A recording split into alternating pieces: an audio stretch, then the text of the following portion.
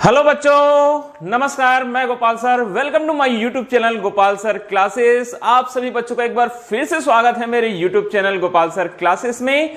आज मैं आप सभी के लिए लेकर आया हूं माह नवंबर छत्तीसगढ़ बोर्ड द्वारा जारी क्लास 12 कक्षा 12वीं विषय भौतिकी फिजिक्स का असाइनमेंट। तो आज मैं आप सभी को गाइड करने वाला हूं क्लास 12 फिजिक्स मंथ नवंबर फिजिक्स असाइनमेंट के क्वेश्चंस के आंसर कैसे आपको लिखना है, किस प्रकार से उन आंसर को आपको एक्सप्लेन करना है, कौन से क्वेश्चन का सटीक आंसर क्या होगा, ये सारी की सारी बातें आज मैं आप सभी के लिए लेकर आया हूं। आप सबसे पहली और इंपॉर्टेंट बात मैं आप सभी बच्चों को बता देना चाहता हूं। देखिए, ये जो असाइनमेंट आप सभी को मिल रहे हैं, ये असाइनमेंट ये देखने के लिए दिया जा रहा है कि आपकी पढ़ाई कैसी है, आपके पढ़ाई का स्तर कैसा है। अभी जो कोरोना का टाइम है, जो स्कूल कॉलेज कोचिंग सारे के सारे क्लोज हैं, तो ये आपका एक परीक्षा ही है मान के चलिए, जो आपकी काबिलियत को बताएगा कि किस तरीके से आप अपनी पढ़ाई बगैर स्कूल जाए ऑनलाइन क्लासेस के द्वारा कर रहे हैं। मगर इसमें भी बहुत सारी दिक्कतें हैं बच्चों। मुझे मालूम है बहुत सारे बच्चे जो हैं उन तक सारी की सारी क्लासेस, सारी की सारे जो ऑनलाइन मोड है वो अवेलेबल नहीं हो पा रहे हैं। तो इन्हीं कारणों से आज हम यह वीडियो उन सभी बच्चों के लिए बना रहे हैं जो पढ़ाई से इस कोरोना के समय में थोड़ा सा पीछे हो गए हैं या जिन्होंने अपनी पढ़ाई स्टार्ट नहीं कर पाया है। उनकी मदद के लिए ये एक गाइड है मान के चलिए। वो 5 क्वेश्चन जो आपको मिले हुए हैं असाइनमेंट के तौर पर, उनको लिखना कैसे है, क्योंकि बोर्ड ने तो बोल दिया है कि यहां से 30% मार्क्स, ये जो 6 मंथ के असाइनमेंट है, यहां से 30% मार्क्स आपको मिलना है। तो बहुत ही इंपॉर्टेंट हो जाते हैं, 30% मार्क्स आपको लाना है। तो ये असाइनमेंट बहुत अच्छे से करना होगा। अगर आपका असाइनमेंट बहुत अच्छा होगा, बहुत ही सटीक आंसर लिखेंगे, बहुत ही अच्छे तरीके से अगर आप आंसर लिखेंगे, तो आपको पूरे में पूरे मार्क्स मिलना एकदम तय है। और इससे आपका परसेंटेज भी बहुत अच्छा बनेगा क्लास 12 में। तो हो जाइए तैयार गोपाल सर क्लासेस के साथ। आज तो हम केवल असाइनमेंट की बात कर रहे हैं, मगर आने वाले ये जो 3 महीने हैं, दिसंबर, जनवरी और फरवरी,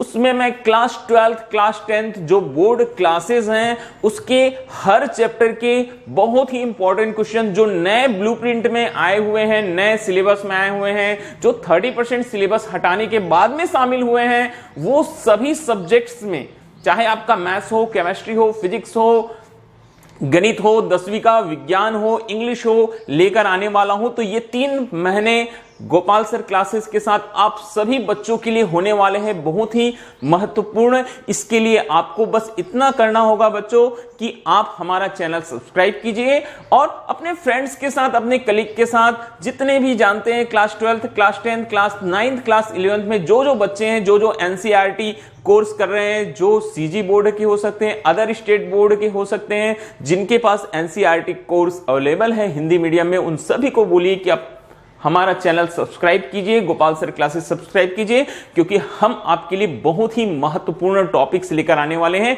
चाहे आप बोर्ड क्लास के बच्चे हो, चाहे आप जो लोकल क्लास है 9th 11th के हैं उनके बच्चे हो। खासकर अब ये 3 महीने हम टारगेट करने वाले हैं class 10 class 12, specially class 12 physics, maths, chemistry. तो हो जाइएगा तैयार।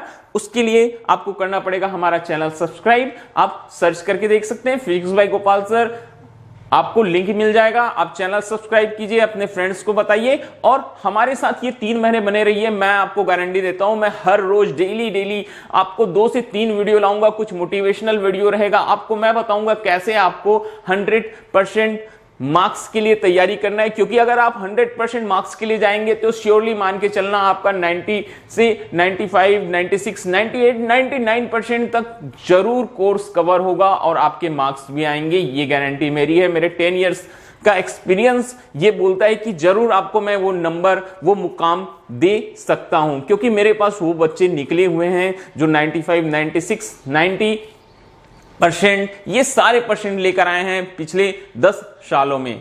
तो चलिए अब और ज्यादा बात ना करते हुए मैं स्टार्ट करता हूं आज का जो हमारा टॉपिक है। तो रेडी हो जाएंगे सभी बच्चा पार्टी। अब हम बहुत ही डिटेल के साथ सारे क्वेश्चंस देखने वाले हैं। ये सटीक आंसर मैं आपको बताने वाला हूं कि कौन से क्वेश्चन का आंसर आपको क्या लिखना है।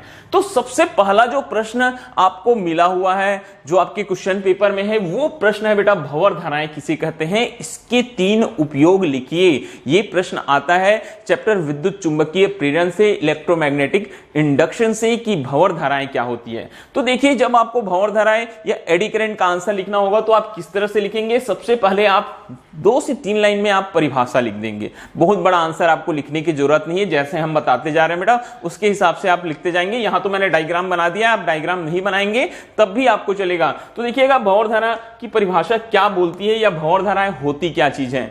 बोलते हैं जब एक चालक से बद्ध चुंबकीय फ्लक्स में परिवर्तन किया जाता है, कोई एक चालक रहता है उससे बद्ध चुंबकीय फ्लक्स में परिवर्तन किया जाता है तो उस चालक में एक प्रेरित धारा उत्पन्न हो जाती है। आप सभी बच्चों को मालूम है, अगर आपने ये चैप्टर पढ़ा होगा तो ये जानते होंगे बेटा कि एक चालक से बद्ध चुंबकीय फ्लक्स में परिवर्तन किस प्रकार से किया जाता है। हम क्या करते हैं, जो कंडक्टर रहता है उस कंडक्टर में करंट फ्लो कराते हैं, फिर करंट के मान में परिवर्तन करते हैं। करंट के मान में परिवर्तन कैसे करेंगे, कभी करंट का मान बढ़ा देंगे, करंट का मान कम कर देंगे, करंट ऑन कर देंगे, फ्लो करवाएंगे, ऑफ कर देंगे, करंट फ्लो करवाना बंद कर देंगे। तो ये सारे के सारे तरीके होते हैं चुंबकीय फ्लक्स में परिवर्तन करने से। चुंबकीय फ्लक्स में परिवर्तन तभी होता है जब विद्युत धारा, जो प्रवाहित विद्युत धारा है उसके मान में परिवर्तन होता है। बात समझ में आ गया होगा सभी बच्चे लोगों को। तो जब एक चालक से बद्ध चुंबकीय फ्लक्स में परिवर्तन किया जाता है, मैंने समझा दिया किस प्रकार परिवर्तन किया जाता है, उसमें प्रवाहित होने वाली विद्युत धारा के मान में परिवर्तन करके परिवर्तन किया जाता है, तो उस चालक में एक प्रेरित धारा उत्पन्न हो जाती है बोलते हैं। ओके, याद रखिएगा, शॉर्ट टर्म्स में बता रहा हूं। एक कंडक्टर में प्रवाहित हो रही है धारा, धारा के मान में परिवर्तन, धारा के मान में परिवर्तन से चुंबकीय फ्लक्स में परिवर्तन, और चुंबकीय फ्लक्स में परिवर्तन से प्रेरित विद्युत वाहक बल उत्पन्न होता है। प्रेरित विद्युत वाहक बल उत्पन्न होने से एक प्रेरित धारा बहने लगती है। अब बात करते हैं कि वो प्रेरित धारा कैसे होगी। बोलते हैं दिखने में, बोलती है वो प्रेरित धारा जल में उत्पन्न भंवर के समान चक्करदार होती है। जल में जैसे भंवरें उत्पन्न होती हैं उसी प्रकार से वो चक्करदार होती है, सुई सुई सुई सुई सुई गोल गोल गोल गोल राउंड करती है। ठीक है, तो ये जल में उत्पन्न भंवर के समान दिखाई देती है, इसलिए बच्चे लोग इसको बोलते हैं भंवर धाराएं। बोला भी गया है कि जैसा नाम होता है वैसा ही उसका काम होता है। आप सभी को मालूम है नाम के हिसाब से क्या होता है बेटा, काम होता है, या फिर किसी का काम देखकर हम उसका नाम रख देते हैं, ये बोलना ज्यादा सटीक होता है। तो ये जो प्रेरित धाराएं होती है वो जल में उत्पन्न भंवरों के समान होती हैं। ठीक है, तो इसी कारण से इसको नाम देते हैं भंवर धाराएं। तो उत्तर तो आपको लिखना ही है, लिखने के साथ साथ चूंकि आपके ऑफलाइन मोड में बोर्ड एग्जाम्स होने वाले हैं इसलिए सारी चीजों को आपको समझना बहुत ही जरूरी है। जब तक आप सारा कॉन्सेप्ट नहीं समझेंगे आपको मजा आने वाला नहीं है। नकल मारकर लिखना अलग बात होती है, अपने से समझकर लिखना दूसरी बात होती है। ओके बच्चे, तो मैंने आपको बता दिया, फिर से एक बार सुनिएगा, बहुत ही मजेदार कॉन्सेप्ट है। एक कंडक्टर, एक करंट फ्लो हुई, इसमें करंट फ्लो होने से उसके चुंबकीय फ्लक्स में परिवर्तन हुआ। क्यों हुआ, क्योंकि हमने करंट के मान में लगातार क्या करते रहे, परिवर्तन कराते रहे, इसलिए उसके चुंबकीय फ्लक्स में क्या हो जाता है, परिवर्तन होता है। चुंबकीय फ्लक्स में परिवर्तन से प्रेरित विद्युत वाहक बल उत्पन्न होता है, और प्रेरित विद्युत वाहक बल के कारण ही वहां प्रेरित धारा बहती है, और वो प्रेरित जो धारा रहती है वो जल में उत्पन्न भंवरों के समान होती है, इसलिए उसको भंवर धारा कहते हैं। इसी को इंग्लिश में बोला जाता है एडी करंट। ओके, अब बात करते हैं ये एडी करंट। जब आप हमारी रेगुलर क्लासेस में आएंगे, जब हम आपको रेगुलर वीडियो अपलोड करेंगे तो मैं बहुत डिटेल में लेके चलूंगा, क्योंकि ये जो एडी करंट्स होती हैं वो हमारे लिए फायदेमंद भी होती हैं, हमारे लिए लाभदायक भी होती हैं, और हमारे लिए नुकसानदायक भी होती है। दोनों काम करती है, इसके बहुत सारे लाभ हैं, बहुत सारे नुकसान हैं। अब उनकी चूंकि कुछ लाभ है इसलिए हम यहां उनके कुछ उपयोग आप सभी को बताने वाले हैं। तो देखिए क्या क्या एप्लीकेशंस हैं, क्या क्या उपयोग है, कहां कहां हम भंवर धाराओं का उपयोग करते हैं। तो सबसे पहले बोलता है अनुप्रयोग, एप्लीकेशन फर्स्ट में, इसका उपयोग पहले में कहां किया जाता है, बोलता है बेटा कि प्रेरण भट्ठी में। जो प्रेरण भट्ठी होती है, ठीक है, प्रेरण भट्ठी, जहां प्रेरण के कारण क्या होती है बेटा, हीट, उष्मा उत्पन्न होती है। ठीक है, इंडक्टिव एक हीटिंग उत्पन्न होता है बोलते हैं। तो प्रेरण भट्ठी में इनका उपयोग होता है। इसमें धातु को प्रबल परिवर्ती चुंबकीय क्षेत्र में रखा जाता है बोलता है। जो धातु रहती है ठीक है, क्योंकि धातुएं क्या होती है, चालक होती है। तो धातु को प्रबल चुंबकीय क्षेत्र में रख दिया जाता है, जिससे धातु में प्रबल भंवर धाराएं उत्पन्न हो जाती है। चुंबकीय क्षेत्र कैसा है, परिवर्तनशील है। तो परिवर्तनशील कैसा होगा, जब करंट का मान परिवर्तन होगा, फिर से वही कॉन्सेप्ट आ गया, ठीक है। तो चुंबकीय क्षेत्र में रख दिया जाता है, जिससे धातु में प्रबल भंवर धाराएं उत्पन्न होकर इतनी ऊष्मा उत्पन्न करती है कि धातु क्या हो जाती है, बोलता है बेटा, पिघल जाती है। एक कंडक्टर, ठीक है।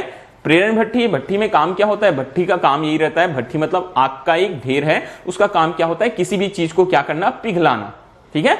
तो हम एक चालक को एक परिवर्ती चुंबकीय क्षेत्र में रख देंगे। परिवर्ती चुंबकीय क्षेत्र में रखने से क्या होगा, उसका चुंबकीय क्षेत्र परिवर्तन होगा। चुंबकीय क्षेत्र कैसे परिवर्तन होगा, लगातार धारा के मान में परिवर्तन होगा, जिससे वहां एक प्रबल भंवर धारा उत्पन्न होगा चुंबकीय फ्लक्स में परिवर्तन होने से, और वो इतनी ऊष्मा उत्पन्न करेगी, बोलता है कि धातु क्या हो जाती है, पिघल जाती है। इस प्रकार प्रेरण भट्ठी में हम क्या करते हैं, भंवर धाराओं का उपयोग करते हैं। ओके बच्चा पार्टी, अब आ जाते हैं हम सेकेंड नंबर में। सेकेंड नंबर, धारामापी को रुद्ध दोलन बनाने में इसका उपयोग होता है, बोलता है। धारामापी जो रहता है, अब देखो धारामापी दो प्रकार के होते हैं, एक होता है बेटा मूविंग मैग्नेट और एक होता है मूविंग कॉइल। दोनों में मूव होते हैं, घूमते रहते हैं, घूमते रहते हैं, घूमते रहते हैं। रुद्ध दोलन बनाना मतलब इसको थोड़ा सा रोकने के लिए, ज्यादा घूमेगा तो मालूम है जो ज्यादा घूमेगा वो टूट जाएगा या बिखर जाता है, ठीक है। तो यही चीज बोलता है कि धारामापी को रुद्ध दोलन बनाने में इसका उपयोग होता है। धारामापी की कुंडली तांबे की विद्युत रोधी तार को, जो धारामापी की कुंडली बनाई जाती है कॉइल, विद्युत रोधी तार को एल्यूमिनियम के फ्रेम पर, ठीक है। आप रेगुलर क्लास में आएंगे, हम पूरा डिटेल में आपको बहुत ही मजेदार तरीके से, रोचक तरीके से, बहुत ही फील के साथ आपको ये सारी चीजें हम आपको बताएंगे। ओके, तो बोलता है धारामापी को रुद्ध दोलन बनाने में इसका उपयोग होता है। धारामापी की कुंडली तांबे की विद्युत रोधी तार में को एल्यूमिनियम के फ्रेम पर, ए लिखा होता है, देखना वहां बहुत सारे टर्न्स लपेटे हुए थे तांबे के तार के, ठीक है, लपेट कर बनाई जाती है। जब कुंडली क्या होती है, बोलता है बेटा, विक्षेपित होती है, घूमने लगती है, तो फ्रेम में भंवर धाराएं उत्पन्न हो जाती है, जो कुंडली की गति का क्या करती है, विरोध करती है। कुंडली तो विक्षेपित होगी, round round round round round होना चाहिए, मगर भंवर धाराएं उसको पकड़ कर रखेगी वापस, ठीक है, वापस उसकी गति का विरोध करेगी, उसको ज्यादा घूमने नहीं देगी। क्योंकि कुंडली क्या होती है, वो एक जो फॉस्फर ब्रांच की पत्ती है उस पर लटकी होती है। ज्यादा घूमेगा तो टूटने का, मुड़ने का डर रहेगा बेटा, ऐंठन ज्यादा उत्पन्न होगा, ऐंठन बलयुग्मक आघूर्ण ज्यादा उत्पन्न होगा।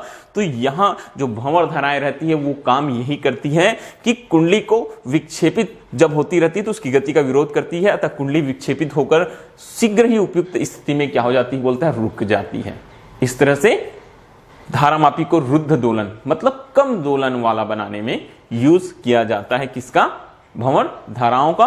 और थर्ड और बहुत ही इंपॉर्टेंट एक और उपयोग होता है बेटा, विद्युत ट्रेनों को रोकने के लिए भंवर धाराओं का उपयोग किया जाता है। विद्युत ट्रेन ऐसे ट्रेन जो इलेक्ट्रिसिटी से चलते हैं। आजकल तो सारे के सारे ट्रेन, बहुत ही कम ऐसे ट्रेन बच गए हैं जो कोयले से या डीजल से चलते हैं। सारे के सारे जो ट्रेन हैं, पहले के समय में आप जब हिस्ट्री पढ़ेंगे ट्रेनों का तो आपको समझ में आएगा बेटा, भाप इंजन आया, ठीक है, जिसको हम स्टीम इंजन बोलते थे। फिर कोयले से क्या किया गया, कोयले जलाकर वहां हीट उत्पन्न करके इंजन चलाया गया, और उसके बाद में डीजल, पेट्रोल, ये सब यूज किया गया। मगर अब इलेक्ट्रिसिटी से चलने वाली ट्रेनें ही अधिकतर रूटों में चलती हैं। तो बोलता है विद्युत ट्रेनों को रोकने के लिए भंवर धाराओं का उपयोग विद्युत ब्रेक के रूप में किया जाता है, इलेक्ट्रिक ब्रेक के रूप में उपयोग किया जाता है। पहिए की धुरी के साथ, जो पहिया रहता है उसकी जो धुरी रहती है, धुरी के साथ धातु का ड्रम लगा होता है, बोलता है। धातु का क्या लगा रहता है, ड्रम लगा रहता है, जो पहिए के साथ साथ घूमता है। जब ट्रेन को रोकना होता है तो ड्रम के पास में जो ड्रम होता है, उस ड्रम के पास में क्या कर देते हैं, प्रबल चुंबकीय क्षेत्र उत्पन्न कराते हैं, ठीक है। प्रबल चुंबकीय क्षेत्र उत्पन्न करा दिया जाता है, जिससे ड्रम में भंवर धाराएं प्रेरित हो जाती है, जो ड्रम की गति का क्या करती है, विरोध। अब ड्रम जो रहता है वो धुरी के साथ लगा रहता है, धुरी के साथ लगातार गोल गोल गोल गोल गोल गोल मूव होते रहता है। जैसे ही हम वहां प्रबल चुंबकीय क्षेत्र उत्पन्न कराएंगे, उस ड्रम में भंवर धाराएं उत्पन्न हो जाएगी। जो भंवर धाराएं जो रहेगी ड्रम की गति का विरोध करेगी, ड्रम की गति धीरे धीरे धीरे होकर अवरुद्ध होती रहेगी और ट्रेन क्या हो जाएगी बेटा, रुक जाएगी। तो ये तीन अनुप्रयोग, 1 2 3 बहुत ही सटीक अनुप्रयोग हैं। पूरा का पूरा आपको नंबर मिलेगा 4 नंबर का क्वेश्चन है, इसमें 1 नंबर, इसमें 3 नंबर, आपको पूरे नंबर यहां से मिलेंगे। आप इसी प्रकार लिखिएगा। ओके, तो चलिए अब हम आगे बढ़ते हैं। देखिए आपको लिखना है, अगर किसी को लिखना है समझ में नहीं आ रहा है तो आप वीडियो पॉज कर सकते हैं बेटा। एक एक पॉइंट्स मैंने सारे के सारे पॉइंट्स यहां लिखे हुए हैं, आप यहां से नोट कर सकते हैं। डायग्राम बनाना कोई जरूरी नहीं है, आप डायग्राम नहीं बनाएंगे तब भी आपको पूरे मार्क्स मिलना है, क्योंकि छोटा प्रश्न है 4 मार्क्स का, इतना लिखना बहुत ही सफिशिएंट है आपके लिए। अब हम आगे बढ़ेंगे नेक्स्ट क्वेश्चन में। अगला जो हमारे पास में प्रश्न है बेटा, दिक्पात कोण तथा नमन कोण को समझाइए बोलता है। क्या समझाना है हमको? नेक्स्ट जो हमारे पास में क्वेश्चन है, हमको दिक्पात कोण और नमन कोण को समझाना है तथा VH और थीटा, जो उसका वर्टिकल कंपोनेंट है, जो उसका हॉरिजॉन्टल कंपोनेंट है, और जो नमन कोण है थीटा, उनके मध्य हमको क्या करना है बेटा? एक रिलेशनशिप निकालना है, हमको एक रिलेशन बताना है। तो चलिए ये प्रश्न भी हम स्टार्ट करते हैं, ये क्वेश्चन का आंसर हम स्टार्ट करेंगे। ठीक है, तो सबसे पहले बात की जाती है बेटा यहां दिक्पात कोण की, कि दिक्पात कोण होता क्या है एक्चुअल में। तो देखो क्या बोलता है दिक्पात कोण, एंगल ऑफ डिक्लिनेशन। दिक्पात कोण किसी स्थान पर भौगोलिक यामियोत्तर, किसी स्थान पर क्या बोलता है बेटा? भौगोलिक यामियोत्तर तथा चुंबकीय यामियोत्तर के बीच के कोण को दिक्पात कोण कहते हैं। हम डायग्राम से इसको समझा सकते हैं। कोई स्थान है, वहां ये उसका भौगोलिक यामियोत्तर हो जाएगा। क्या हो जाएगा बेटा? ये उसका भौगोलिक यामियोत्तर होगा, और ये उसका हो जाएगा चुंबकीय यामियोत्तर। यहां हम एक मैग्नेट रख लेते हैं, ये क्या बन गया बेटा? उसका चुंबकीय यामियोत्तर। तो किसी स्थान पर किसके किसके मध्य बोलता है बेटा? भौगोलिक यामियोत्तर। सारी क्लासेस के डिटेल वीडियो आपको अपलोडेड मिल जाएंगे, जो अपलोड नहीं हुए हैं वो धीरे धीरे सारे वीडियो अपलोड हो रहे हैं बेटा। ठीक है, यहां मुझे शॉर्ट में बताना है, मैंने शॉर्ट में ही सारे क्वेश्चन का आंसर तैयार किया हुआ है। ठीक है, तो क्या बोलता है बेटा? देखिए फिर से एक बार, किसी स्थान पर भौगोलिक यामियोत्तर तथा चुंबकीय यामियोत्तर, ये क्या शो कर रहा है? ये बता रहा है बेटा चुंबकीय यामियोत्तर को। ये क्या बता रहा है? चुंबकीय यामियोत्तर। ओके, तो बोलता क्या यहां? किसी स्थान पर भौगोलिक यामियोत्तर और चुंबकीय यामियोत्तर के बीच के कोण को दिक्पात कोण कहते हैं। इसका मान स्थान स्थान पर बदलता रहता है, इसे स्मॉल डी से प्रदर्शित करते हैं। तो दोनों के मध्य बना कोण ये कोण। ठीक है, दोनों के मध्य ये कोण यहां बन रहा है बेटा, ये कोण को हम क्या बोलते हैं? दिक्पात कोण बोलते हैं। कैपिटल डी से डिनोट करते हैं, और अलग अलग स्थानों पर इसका मान क्या होते रहता है? बदलते रहता है। बात समझ में आ गई होगी, बहुत ही सिंपल है। भौगोलिक यामियोत्तर, चुंबकीय यामियोत्तर, दोनों के मध्य बना कोण दिक्पात कोण कहलाता है। कैपिटल डी से डिनोट किया जाता है बच्चा पार्टी, और ये कैपिटल डी से डिनोट करते हैं, और प्रत्येक स्थान पर भिन्न भिन्न स्थानों पर इसका मान क्या होते जाएगा? बोलता है बेटा बदलते जाता है। ठीक है, ये आपको याद रखना है, बहुत ही सिंपल सा है। आप इतना ही लिखेंगे, आपका हो जाएगा परिभाषा कंप्लीट। ठीक है, बहुत ही शॉर्ट में आंसर मैं बताने वाला हूं आपको। नमन कोण या नति कोण, इसको भी परिभाषित कीजिए बोलता है। तो नमन कोण या नति कोण क्या होता है? एंगल ऑफ डिफ, जब किसी चुंबकीय सुई को स्वतंत्रता पूर्वक इस प्रकार लटकाया जाए बोलता है। कोई चुंबकीय सुई है, चलिए इसके लिए भी हम डायग्राम बनाते हैं। एक चुंबकीय सुई है, ठीक है, एक चुंबकीय सुई है। इस चुंबकीय सुई को क्या किया जाए बोलता है बेटा? स्वतंत्रता पूर्वक लटकाया जाए बोलता है।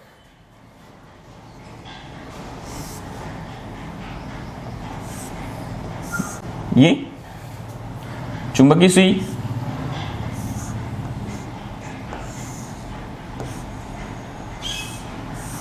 एक चुंबकीय सुई को स्वतंत्रता पूर्वक अगर लटकाया जाए, ये चुंबकीय सुई है बेटा, इसको हम एन पोल, इसको एस पोल नाम दे देते हैं। ये हॉरिजॉन्टल होता है, ये होता है बेटा क्षैतिज होता है। क्या होता है बेटा? क्षैतिज होता है। तो बोलता है जब किसी चुंबकीय सुई को स्वतंत्रता पूर्वक इस पर लटकाया जाए कि यह ऊर्ध्वाधर में स्वतंत्रता पूर्वक गति कर सके, तो जब सुई स्थिर अवस्था में आती है, ये चुंबक लटका हुआ है, ये थोड़ी देर इधर उधर क्या करेगा? इस तरीके से हम इसको लटका देंगे। मान के चलो ये मार्कर कोई हमने लटका दिया, ये मार्कर हमारा लटका हुआ है बेटा, कुछ देर इधर उधर इस तरह से गति करेगा, फिर आकर ऐसे एक स्थिर अवस्था में रुक जाएगा। तो यही चीज बोलता है कि लटकाया जाए तो यह ऊर्ध्वाधर में स्वतंत्रता पूर्वक गति कर सके। तो जब सुई स्थिर अवस्था में आती है तो हम सुई को क्षैतिज से कुछ झुकी हुई पाते हैं। देखिए क्षैतिज से कुछ क्या हुआ है बेटा? झुका हुआ है। ठीक है, तो बोलते हैं चुंबकीय सुई की अक्ष जिस कोण से क्षैतिज के साथ झुकी रहती है उस कोण को नमन कोण कहते हैं, या इसे थीटा से व्यक्त किया जाता है। तो देखेंगे बेटा यहां हमारे पास में आ जाता है कोण थीटा, ये कोण थीटा नमन कोण। कौन सा कोण हो गया? ये कोण थीटा। देखिए क्षैतिज के साथ क्या है ये बेटा, झुका हुआ है। इस कोण को हम, ठीक है, इस कोण को हम नाम देते हैं बेटा कोण थीटा, और ये कहलाता है नमन कोण।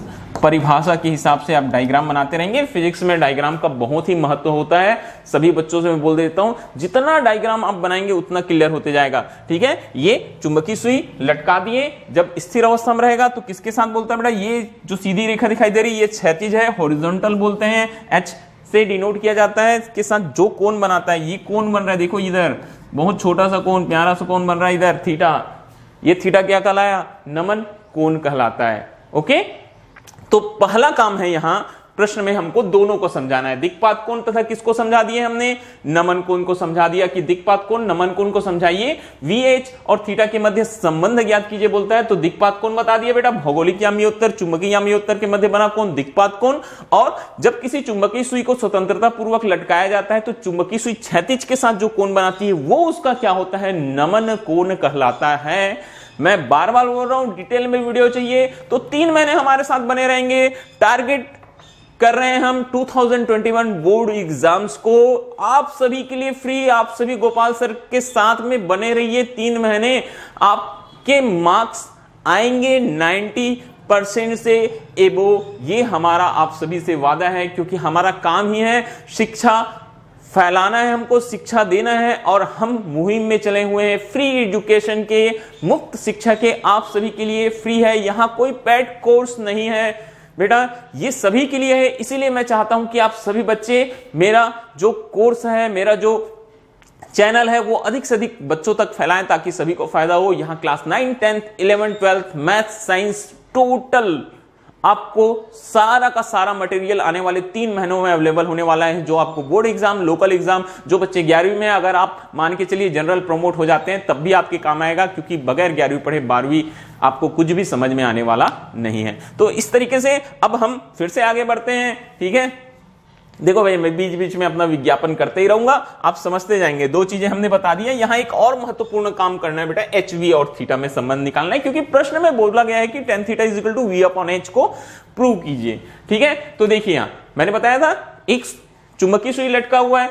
ठीक है, चुंबकीय सुई लटका हुआ है बेटा, तो यहां देखेंगे ना हमारे पास में क्या क्या चीजें हैं। ये हॉरिजॉन्टल है, हॉरिजॉन्टल के साथ जो कोण बनाता है थीटा, ये क्या होता है बेटा, नमन कोण हो जाता है, थीटा हो जाता है। तो इसके जो इसके क्या मिलते हैं बेटा, जो यहां हमारे पास में देखिए, यहां जो क्या मिलेंगे, इसके क्या बोलते हैं, इसके जो घटक मिलते हैं, एक हॉरिजॉन्टल घटक, एक वर्टिकल घटक। तो हॉरिजॉन्टल जो घटक मिलेगा हमारे पास में, ठीक है, हॉरिजॉन्टल घटक, तो हॉरिजॉन्टल घटक H इज इक्वल टू क्या हो जाएगा बेटा, H cos थीटा हो जाएगा। और जो इधर वर्टिकली घटक मिलेगा वो हमारे को मिलेगा V इज इक्वल टू, ठीक है, सॉरी इधर देखें, जो परिणामी चुंबकीय क्षेत्र होता है उसकी तीव्रता को हम क्या लेके चलेंगे, I लेके चलेंगे। परिणामी चुंबकीय क्षेत्र की तीव्रता को क्या मान के चलेंगे बेटा, हम I मान के चलेंगे।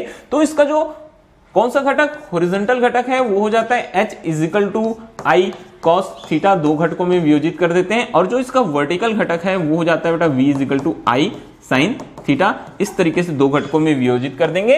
तो हम यहां दोनों घटकों को लिखेंगे बेटा। सबसे पहला जो हमको घटक मिल रहा है वो घटक होता है हॉरिजॉन्टल घटक, H is equal to, horizontal घटक क्या हो जाएगा हमारे पास में, H is equal to I cos theta. समीकरण नंबर बन जाएगा हमारे पास में 1। कौन सा समीकरण बन जाएगा बेटा, हमारे पास समीकरण नंबर बन जाएगा 1। और जो हॉरिजॉन्टल घटक है, वर्टिकल घटक है, वो हो जाएगा V is equal to I sin theta, समीकरण नंबर 2। ठीक है, ये हम काम क्या करेंगे, हम समीकरण नंबर 2 भागित समीकरण 1 से चलेंगे। समीकरण 2 भागित समीकरण 1 से चलेंगे। समीकरण नंबर 2 भागित 1 मतलब V अपॉन H, ये हो जाएगा बेटा I sin theta upon I cos theta. क्या हो गया, I और I cancel, V upon H is equal to sine theta upon cos theta. मतलब v upon H is equal to हो जाएगा हमारे पास में tan थीटा। यही हमको क्या करना है, प्रूव करना था। ओके, तो ये हमारा हो जाता है प्रश्न क्रमांक 2 भी यहां कंप्लीट। आगे बढ़ते हैं नेक्स्ट क्वेश्चन की ओर, हमारे अगले प्रश्न की ओर। तो देखिए अब हमारा थर्ड क्वेश्चन क्या है, हमारा पहुंच गए हम थर्ड क्वेश्चन पर बेटा। तो देखो थर्ड क्वेश्चन क्या बोलता है, बोलता है कि स्वप्रेरकत्व क्या है। स्वप्रेरकत्व क्या है, किसी प्रेरण कुंडली में धारा का मान बढ़ रहा है तो इस कुंडली का स्वप्रेरकत्व L है। परिवर्तन को प्रदर्शित करने के लिए क्या बनाइए बोलता है बेटा, ग्राफ बनाइए बोलता है। परिवर्तन को अगर प्रदर्शित करना है तो ग्राफ बनाइए। चुंबकीय फ्लक्स एवं धारा के मध्य संचित चुंबकीय स्थितिज ऊर्जा एवं धारा के मध्य, इनके मध्य ग्राफ बनाना है। तो सबसे पहला जो क्वेश्चन हमको पूछा गया है वो हम करते हैं बेटा कि स्वप्रेरकत्व क्या है, देखते हैं। ठीक है, तो देखिए क्या बोलता है, जब भी बोलता है स्वप्रेरकत्व को समझाना है ना, हमको क्वेश्चन को सॉल्व करना है बेटा। किसको समझाना है, स्वप्रेरकत्व को, स्वप्रेरकत्व को समझाना है। ठीक है, बोलता है बेटा जब भी किसी कुंडली में धारा I प्रवाहित की जाती है तो उससे बद्ध किसमें, चुंबकीय फ्लक्स फाई में परिवर्तन होता है। ये परिवर्तन होता है। ठीक है, और फाई आई के क्या होता है बेटा, अनुक्रमानुपाती होता है, मतलब समान रूप से परिवर्तन होगा, होता है। मतलब फाई प्रोपोर्शनल टू हो गया आई, या हम यहां लिखते हैं बेटा phi equal L I. Phi equal क्या लिखते हैं बेटा, एल आई, जहां एल क्या है बोलता है, एक नियतांक होता है जिसे हम बोलते हैं बेटा स्वप्रेरकत्व या स्वप्रेरण गुणांक। बहुत ही सिंपल क्वेश्चन था। देखिए हमने बताया बेटा स्वप्रेरकत्व, जब भी किसी कुंडली में धारा I प्रवाहित की जाती है तो उससे बद्ध चुंबकीय फ्लक्स में क्या होता है बोलता है, परिवर्तन होता है। ठीक है, जब भी किसी कुंडली में धारा I प्रवाहित की जाती है तो उससे बद्ध चुंबकीय फ्लक्स में, फ्लक्स का क्या होता है, चुंबकीय फ्लक्स फाई, मैंने अभी पहले भी बताया था, करंट फ्लो कराने से, करंट के वैल्यू में क्या करने से, चेंजेस लाने से। ठीक है, मतलब विद्युत धारा के मान में परिवर्तन अगर होगा तो चुंबकीय फ्लक्स फाई में भी क्या होगा, परिवर्तन होता है। तो फाई जो होता है वो आई के अनुक्रमानुपाती होता है। फाई किसके अनुक्रमानुपाती होता है बेटा, आई के अनुक्रमानुपाती होता है। तो फाई प्रोपोर्शनल टू आई, यहां हम एक नियतांक लगाते हैं, एक प्रोपोर्शनल कांस्टेंट लगाते हैं। तो फाई इक्वल टू यहां लिखते हैं एल आई, जहां एल एक नियतांक है जो, ठीक है, जो क्या कहलाता है बेटा, स्वप्रेरकत्व या स्वप्रेरण गुणांक कहलाता है। अब आपको स्वप्रेरण गुणांक को अगर परिभाषित करना है तो आप ले सकते हैं, यदि I इक्वल टू क्या हो बोलता है, 1 हो तो अगर I की वैल्यू 1 ले तो क्या हो जाता है बेटा, फाई इक्वल टू L हो जाता है। अब यहां से आप परिभाषा बना सकते हैं, बहुत ही सिंपल होता है बेटा, फाई इक्वल टू एल होगा, फाई का मान एल के बराबर हो गया। तो जैसा है वैसे ही लिखते हैं आंसर। देखिए मैं आपको तरीका बता रहा हूं, फाई की वैल्यू एल, तो क्या लिखेंगे, लिखेंगे आप कि किसी कुंडली का स्वप्रेरकत्व, किसी कुंडली का स्वप्रेरकत्व, ठीक है, स्वप्रेरकत्व एल किसके बराबर है बेटा, आंकिक रूप से किसके बराबर है, कुंडली से बद्ध, कुंडली से बद्ध उस चुंबकीय फ्लक्स के बराबर होता है, जो देखेंगे इधर क्या बताया बेटा, कैसे लिखेंगे, phi is equal to L I आया, यदि आई का मान 1 हो बोलता है, किसका मान 1 हो बोलता है, आई का मान 1 हो तो फाई इजिकल टू एल, मतलब ये होता है कि कुंडली का जो सौप्रकत्व L है वो चुंबकीय फ्लक्स का फाई के बराबर हो गया। इसी को आपको शब्दों में लिखना है, इन तीनों चीजों को इंक्लूड करना है, फाई, L और I को। हमने सबसे पहले बताया कि कुंडली का सौप्रकत्व L किसके बराबर है, कुंडली से बद्ध चुंबकीय फ्लक्स का फाई के बराबर है, और बराबर कब हो रहा है, जब हम विद्युत धारा का मान 1 कर रहे हैं। तो यही तो होती है भाई परिभाषा।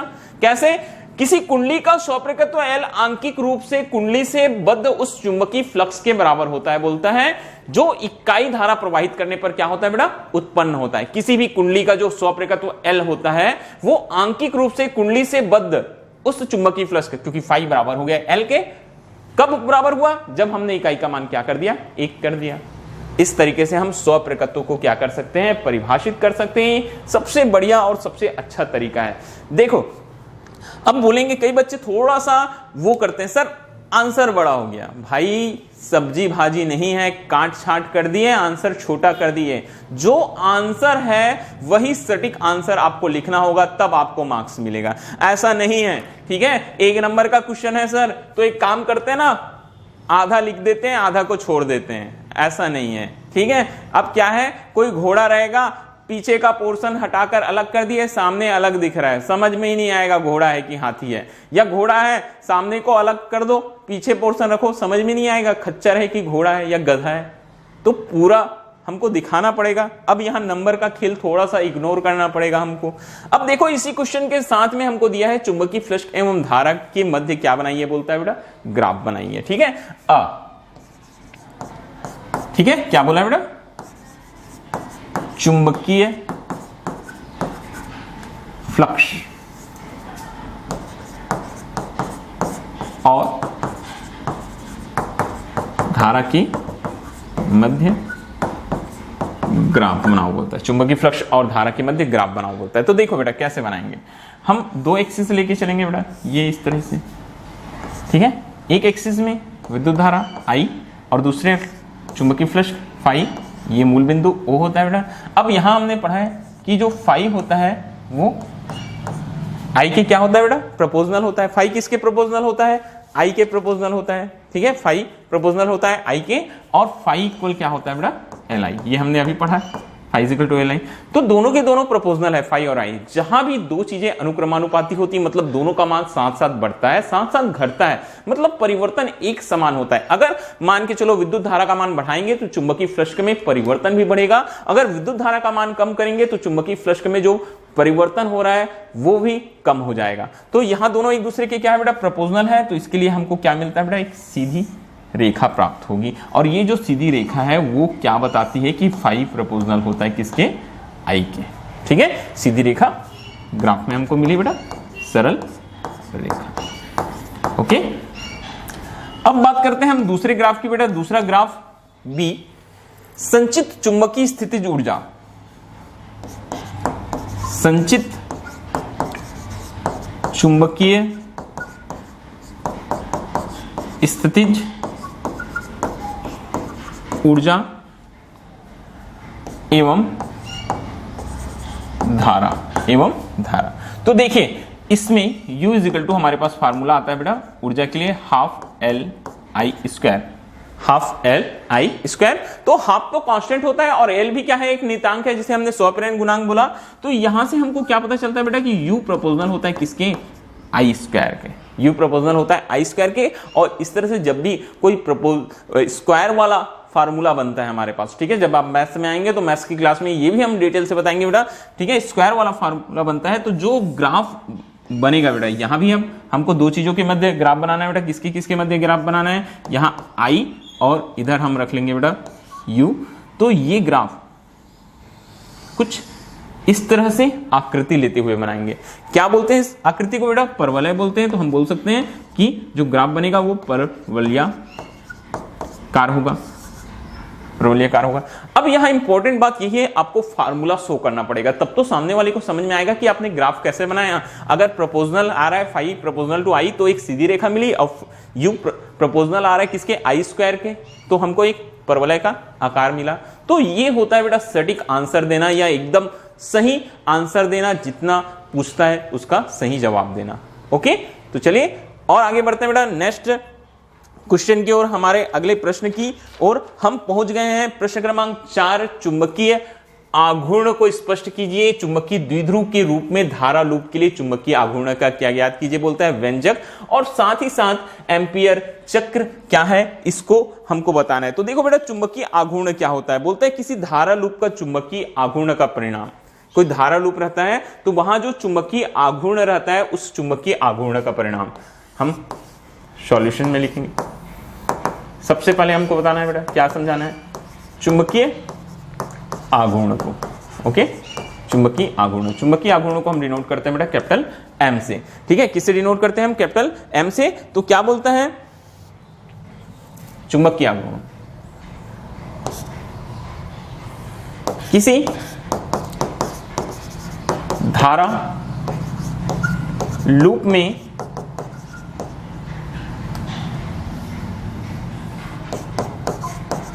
स्थित द्विध्रुव का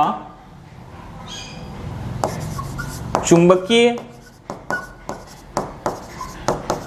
आघूर्ण उस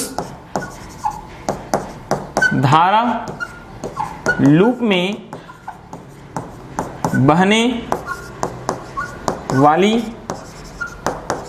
धारा I और उसके क्षेत्रफल के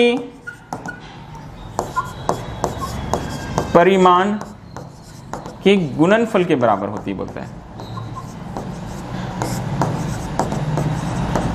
बराबर होती है। ठीक है, अगर हम इसको लिखेंगे बेटा तो कैसे लिखेंगे,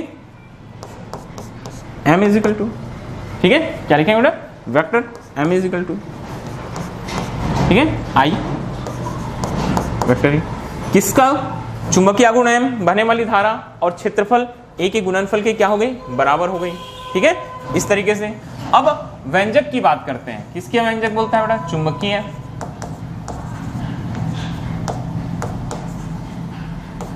आघूर्ण का व्यंजक निकालना है, चुंबकीय आघूर्ण का व्यंजक निकालना है। ठीक है, तो चलिए फिर से एक धारा लूप बनाते हैं। क्या बनाते हैं बेटा, एक धारा लूप, ऐसे कुछ या कुछ इस तरह का एक धारा लूप बना लिए। ठीक है, एक ऐसा कुछ हम धारा लूप क्या कर लेते हैं बेटा, बना लेते हैं।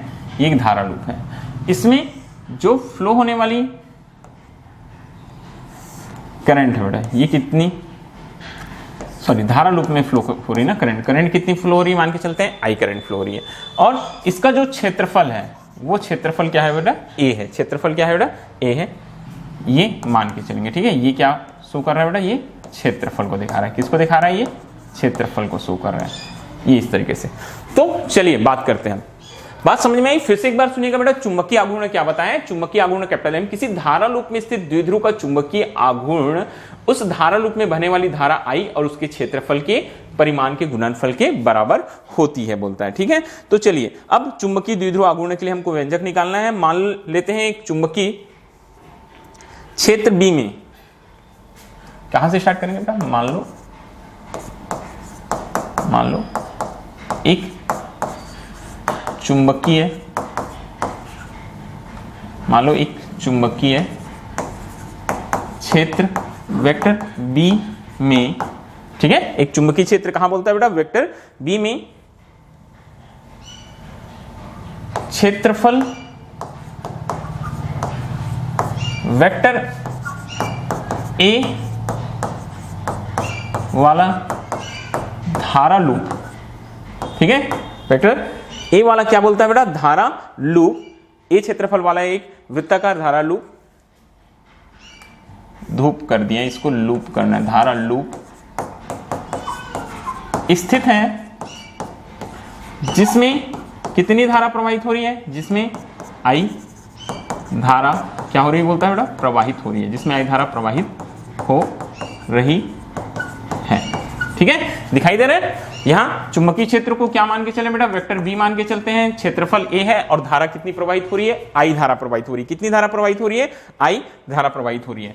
तब यहां जो हमको फार्मूला मिलेगा टाउ इजिकल टू, क्या मिलेगा बेटा, हमको फार्मूला मिलेगा टाउ इजिकल टू बल आघूर्ण के लिए वो मिलता है बेटा आई।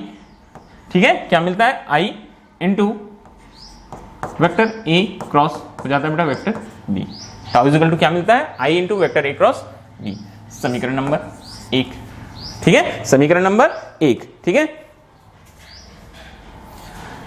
इसी प्रकार बोलता है प्रकार किसी विद्युत क्षेत्र के लिए अगर लेके चले बेटा, किसी विद्युत क्षेत्र ई में पी द्विध्रुव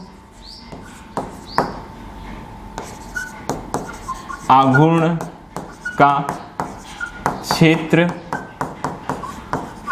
स्थित हो तो वहां बल आघूर्ण vector tau is equal to vector P cross हो जाएगा बेटा वेक्टर ई। समीकरण नंबर 2। टाउ इजिकल टू क्या हो जाता है बेटा, वेक्टर पी क्रॉस क्या हो जाता है, वेक्टर ई हो जाता है। ठीक है, वेक्टर पी क्रॉस क्या हो जाएगा बेटा, वेक्टर ई। अब समीकरण नंबर 1 और 2 फिर से एक बार देख लीजिएगा। सबसे पहले हमने एक चुंबकीय क्षेत्र माना बेटा बी, वहां एक क्षेत्रफल है, धारा लूप है, वेक्टर ए, बहने वाली करंट आई, तो tau is equal to I vector A cross vector B. फिर इसी प्रकार कोई विद्युत क्षेत्र अगर ई होता तो पी विद्युत द्विध्रुव आघूर्ण पर बलाघूर्ण tau is equal to P E हो जाता है। समीकरण 1 और 2 की तुलना अगर हम करें, समीकरण 1 और कहां से बोलता है बेटा, समीकरण 2 से क्या मिलेगा हमको, ये जो वेक्टर पी है बेटा वो आई वेक्टर ए के बराबर हो जाएगा। P जो है वो किसके बराबर हो जाता है, बोलता है I वेक्टर A के बराबर हो जाता है। ठीक है, अतः P क्या चीज है, ये है विद्युत द्विध्रुव आघूर्ण। क्या चीज है बेटा, ये विद्युत द्विध्रुव आघूर्ण है। अतः हम बोल सकते हैं कि चुंबकीय द्विध्रुव आघूर्ण भी M इजिकल टू क्या होगा बेटा, आई ए होगा। क्या होगा, M इजिकल टू क्या आ जाएगा हमारे पास मान, आई ए हो जाएगा। इस तरह से ये चुंबकीय द्विध्रुव आघूर्ण क्या हो जाता है बेटा, परिभाषित हो जाता है या उसके लिए व्यंजक आ जाता है। फिर से एक बार सुन लीजिएगा, क्या बताए थे, चुंबकीय द्विध्रुव आघूर्ण क्या होता है, चुंबकीय द्विध्रुव आघूर्ण कैपिटल M, उसमें बहने वाली धारा, धारा रूप में बहने वाली धारा उसके क्षेत्रफल के गुणनफल के बराबर होती है। M इजिकल टू आ गया बेटा आई ए। M इजिकल टू क्या आ जाता है हमारे पास में, आई ए। ये अब इसी प्रश्न में साथ ही साथ, एक मिनट, इसी प्रश्न में बेटा साथ ही साथ एक और चीज दिया है, एम्पियर चक्र। तो आपको एम्पियर चक्र को बताना पड़ेगा। एम्पियर चक्र क्या चीज है ये आपको समझाना पड़ेगा। बहुत ही छोटा सा आंसर है बेटा। अब बोलता है कि यदि लूप में फेरों की संख्या n हो, यदि लूप में फेरों की संख्या क्या हो बोलता है बेटा, n हो, तो ये जो लूप बना है वहां फेरों की संख्या कितनी हो बोलता है बेटा, n हो तो बोलता है। तो लूप में फेरों की संख्या अगर m होगा तो वेक्टर m इजिकल टू हो जाएगा बेटा n i a। Vector m is equal to क्या आ जाएगा हमारे पास, n i a। यहां ये जो n i है, ठीक है, किसको, n i को बेटा क्या बोलते हैं हम, एम्पियर चक्र कहते हैं। क्या बोलते हैं, एम्पियर चक्र बोलते हैं। इस प्रकार से अगर आप शब्दों में लिखेंगे तो ये हो जाएगा बेटा चुंबकीय आघूर्ण बराबर ni को क्या बोलते हैं हम, एम्पियर चक्र गुना धारा लूप का क्षेत्रफल। ये एक और आपके पास संबंध यहां तैयार हो जाता है। तो बात समझ में आई, एम्पियर चक्र को कैसे आप लिखेंगे, एम्पियर चक्र यदि लूप में फेरों की संख्या n हो तो m is equal to n i a, जहां n i को हम एम्पियर चक्र बोलते हैं बेटा। चुंबकीय आघूर्ण बराबर एम्पियर चक्र इंटू हो जाता है क्षेत्रफल। ये हमारा हो गया प्रश्न क्रमांक 4 का भी हल कंप्लीट। अब हम पहुंच गए हैं हमारे आखिरी प्रश्न पर। बहुत ही इंटरेस्टिंग क्वेश्चन है बेटा, लास्ट क्वेश्चन भी। बोलता है कि पृथ्वी की क्रोड में लोहा है, यह ज्ञात है हमको। पृथ्वी की क्रोड में क्या है? लोहा है, यह ज्ञात है। फिर भी भूगर्भ शास्त्री वो वैज्ञानिक जो पृथ्वी के आंतरिक संरचना या पृथ्वी के अंदर होने वाले हलचलों का लगातार क्या करते रहते हैं? अध्ययन करते रहते हैं, वो कहलाते हैं बेटा भूगर्भ शास्त्री। ठीक है, ये कोई शास्त्री, कोई पंडित नहीं, ये एक ऐसा पंडित है जो पृथ्वी के आंतरिक हलचलों को, परिवर्तनों को लगातार क्या करता है? ऑब्जर्व करते रहता है, देखते रहता है। तो बोलता है कि पृथ्वी की क्रोड में लोहा है, यह ज्ञात है। फिर भी भूगर्भ शास्त्री इसको पृथ्वी के चुंबकीय क्षेत्र का स्रोत नहीं मानते हैं। बोलता है जो भूगर्भ शास्त्री होते हैं वो ये नहीं मानते हैं कि पृथ्वी का जो चुंबकीय क्षेत्र है इस लोहे के कारण क्या हुई है? बोलता है उत्पन्न हुई है। ऐसा क्यों? तो आंसर बेटा, बहुत सारे लोग अलग अलग आंसर देते हैं। कई लोग एक लाइन में देते हैं, 2 लाइन में देते हैं। लाइनों का तुम लाइंस में मत जाओ भाई। सबसे पहली बात समझिए, छोटे बड़े को भूल जाइए। जो सटीक आंसर है, जो सबसे सही आंसर है, उसमें जाइए। क्योंकि आंसर मैंने पहले बताया, अगर आप आधा कर दोगे तो समझ में नहीं आएगा। इसलिए अच्छा आंसर लिखिए जो सामने वाले को समझाए। हमको परीक्षा में सामने वाले को समझाना है कि हम कितने बेहतरीन तरीके से एक्सप्लेन कर सकते हैं, किसी चीज को बता सकते हैं। ठीक है, तो एक आध लाइन एक्स्ट्रा लिखने से कोई फर्क नहीं पड़ता है। नंबर आपको मिलना चाहिए, नंबर आपको पूरे में पूरे 20 में 20 मार्क्स मिलने चाहिए। तो बोलता है, देखिए बेटा उत्तर, पृथ्वी के क्रोड में लोहा है। बोलता है पृथ्वी के क्रोड में क्या है? लोहा है। क्रोड पर तापमान अधिक होने के कारण से यह लोहा, अब क्रोड में, क्रोड कहां है? पृथ्वी के क्रोड, पृथ्वी का क्रोड पृथ्वी का सबसे अंदर है, सबसे आंतरिक भाग है भैया वो।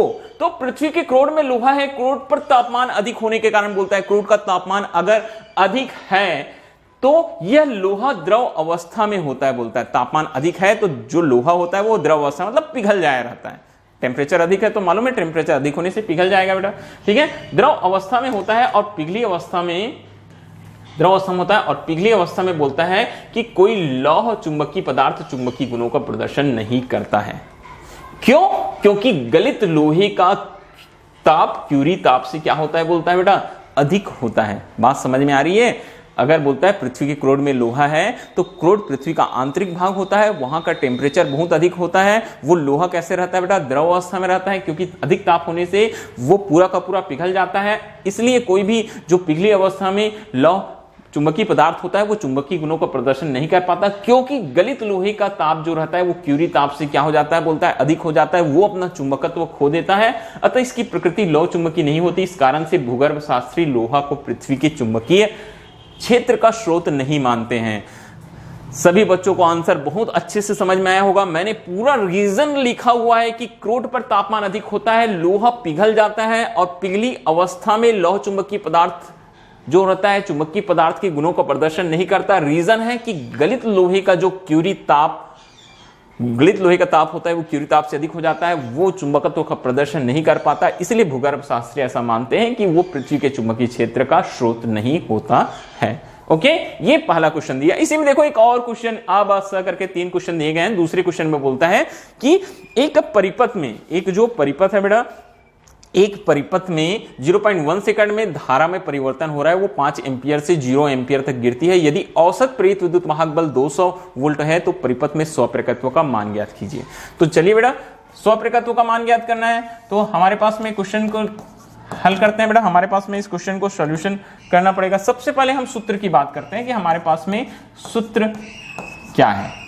सूत्र होता है बेटा इज इक्वल टू, या फिर मैं अपने तरीके से बताता हूं, जो दिया है उसकी बात करते हैं। हमको दिया क्या गया है, सबसे पहली बात करेंगे बेटा, हमको दिया क्या गया है। हमको 2 करंट दिया है अलग अलग। सबसे पहले एक करंट क्या दिया है बेटा, हमको I1 दिया है। I1 कितना एम्पियर दे दिया है भाई? 5 एम्पियर दे दिया है। I2 कितना एम्पियर दे दिया है? 0 एम्पियर दे रहा है। क्या हो रहा है यहाँ? परिवर्तन हो रहा है बेटा। तो परिवर्तन के लिए हम DI निकालेंगे, I2 माइनस I1, ये परिवर्तन निकालेंगे। ठीक है, परिवर्तन कैसे निकलेगा हमारे पास में? I2 माइनस I1, तो I2 कितना है बेटा? I2 है 0 माइनस क्या हो जाएगा 5 इज इक्वल टू 5 एम्पियर। ये धारा के मान में परिवर्तन। और समय दिया है, समय भी स्मॉल समय होता है बेटा dt, ये हो जाता है 0.1 सेकेंड। 0 कितना हो जाएगा? 1 सेकेंड। प्रेरित विद्युत वाहक बल दिया है बेटा E इज इक्वल टू कितना वोल्ट दिया है?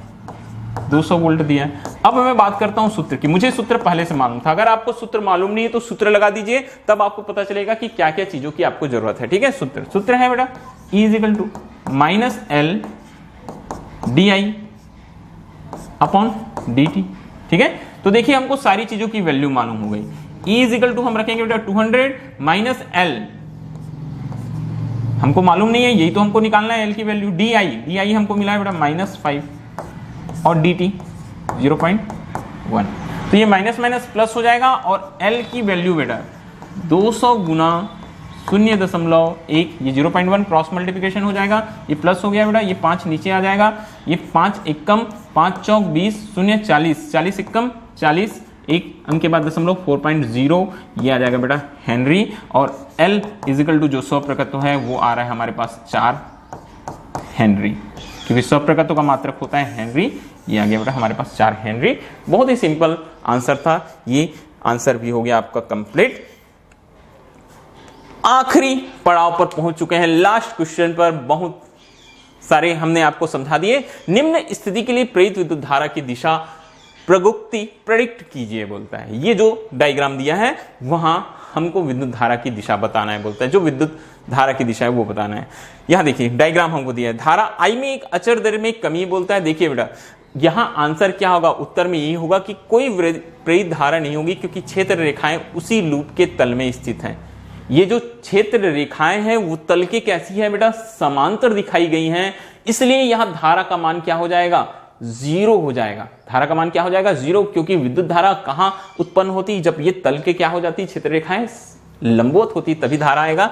यहां विद्युत धारा जो रहेगी, करंट जो वैल्यू आएगी बेटा, उस करंट की वैल्यू कितनी हो जाएगी बेटा, 0 हो जाएगी, I इक्वल 0 आ जाएगी। तो एक लाइन में लिखेंगे कोई प्रेरित धारा नहीं होगी, क्योंकि क्षेत्र रेखाएं उसी लूप के तल में स्थित है, या उस लूप के तल के कैसे हैं, समांतर स्थित हैं। तो इस प्रकार से हमारा ये आज का क्लास होता है बेटा खत्म। और मैं आप सभी बच्चों को बता चुका हूं कि हम एक नया सीरीज स्टार्ट कर रहे हैं। 1 दिसंबर से हम बोर्ड एग्जाम 2021 को टारगेट कर रहे हैं। अगर आप क्लास 12 के स्टूडेंट हैं तो आपको सारे सब्जेक्ट के मटेरियल मिलने वाले, स्पेशली फिजिक्स और मैथ्स के। और वो क्वेश्चन, अब हमारे पास इतना समय नहीं है कि हम सारा का सारा कोर्स सिलेबस हम कंप्लीट कर सकें, तो केवल हम उन्हीं क्वेश्चन पर फोकस करेंगे जो आपके नए सिलेबस पर शामिल है, छत्तीसगढ़ बोर्ड द्वारा जो कट किया गया है 30% 40%। उसके बाद जो बचा हुआ सिलेबस है उस पर फोकस करेंगे, ब्लूप्रिंट के हिसाब से आपको पढ़ाया जाएगा और बहुत ही इंपॉर्टेंट जानकारियां आपको दी जाएगी। और आपसे वादा है कि अगर आप हमको लगातार फॉलो करते रहेंगे तो हम आपको 90% एबोव मार्क्स लाकर दिखाएंगे। जरूर यह चीज आपका सपना पूरा होगा, इस चीज को याद रखे रहिए। और इसको करने के लिए आपको कुछ नहीं करना है बेटा, बस आप नीचे जाएंगे और चैनल सब्सक्राइब करेंगे, बेल आइकन का बटन है वो बेल आइकन का बटन दबा देंगे, ताकि जब भी हम कोई नया वीडियो अपलोड करेंगे तो आपको सारी जानकारियां मिल सके। ओके, तो आज के लिए इतना ही। आप अपना प्यार हमारे चैनल के साथ में बनाए रखिएगा, गोपाल सर क्लासेस के साथ बनाए रखिएगा, गोपाल सर के साथ बनाए रखिएगा, ताकि मुझे मोटिवेशन मिलते रहे। आप अधिक से अधिक वीडियो लाइक कीजिए, सब्सक्राइब कीजिए, शेयर कीजिए, ठीक है, ताकि हम बहुत ही अच्छे और मजेदार वीडियोस टॉपिक वाइज बनाते चलें। और ये वीडियो के साथ साथ ही आप सारे वीडियो को भी लाइक शेयर कीजिएगा, देखिएगा, क्योंकि मैं बहुत इंपॉर्टेंट टॉपिक मैंने बता दिया आप सभी के लिए लेकर आने वाला हूं। तो आज के लिए बस इतना ही बच्चा पार्टी। ओके बाय, फिर से मिलेंगे नए वीडियो के साथ में। Okay bye.